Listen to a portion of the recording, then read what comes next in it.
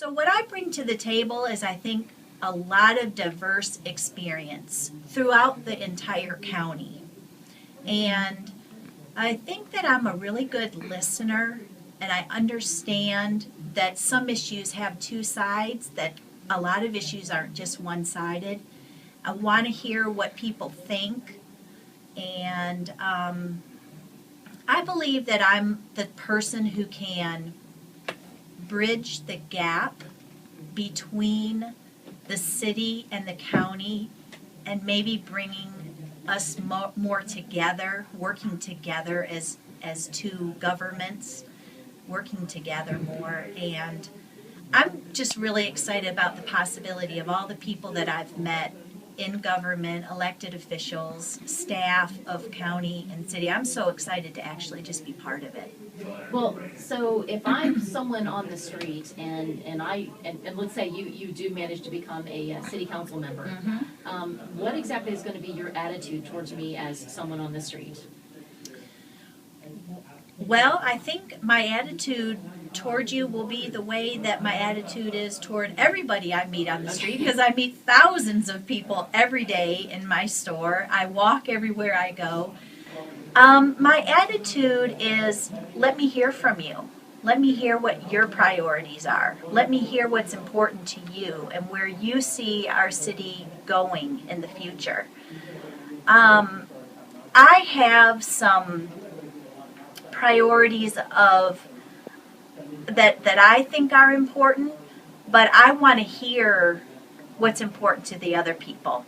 I've studied the comprehensive plan, the public input meetings that have been going on, and it's really funny how the priorities of things that I would like to accomplish were really like the top 3 or 4 comments that were said in each of the categories of the comp plan. I mean, I just feel really in sync with everything going on. I think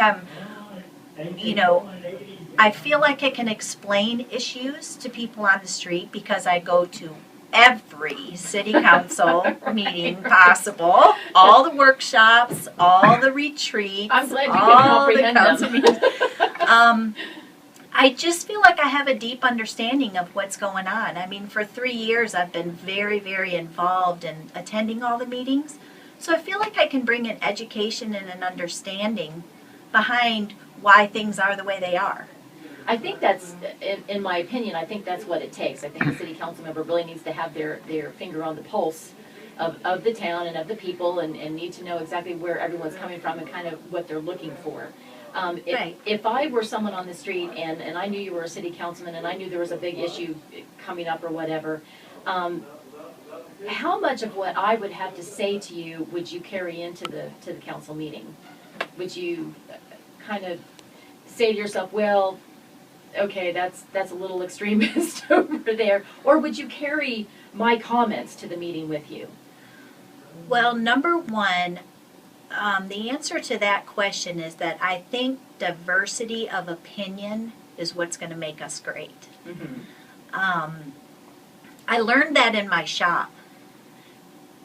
With everything that comes into my shop for sale, if it was only things that I absolutely loved, I would be out of business. Right, sure. But That's an people excellent have analogy. Sure. so many different opinions on the way that things can happen or the way they could be. And I just feel like I want to be one of those very approachable people, because your opinion is just as important as my opinion, and I want to be able to speak to what I hear on the street.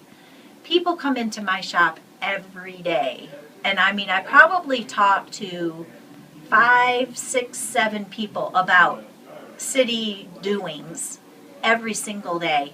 And some of those talks that I have changed my opinion and changed what I've thought about it, because I didn't look at it from a certain perspective or understand it from their perspective. So I really feel that because I'm a good listener, because I know that there are way more sides to any issue. Of course. I feel like I can translate it and understand it, and then maybe be an advocate for maybe even more voice than just my own. See, no, that's You know? awesome. That's exactly the point that I was really trying to make, was whether or not you would be open-minded. Because I think a lot of people have their own personal agendas. Right. You know, what they want. I mean, we're all like that, you know. This Right. is what I want to have accomplished in this town or whatever. Right. And never mind you, like, oh, that's nice and what a nice thought or whatever, but I'm never going to address that.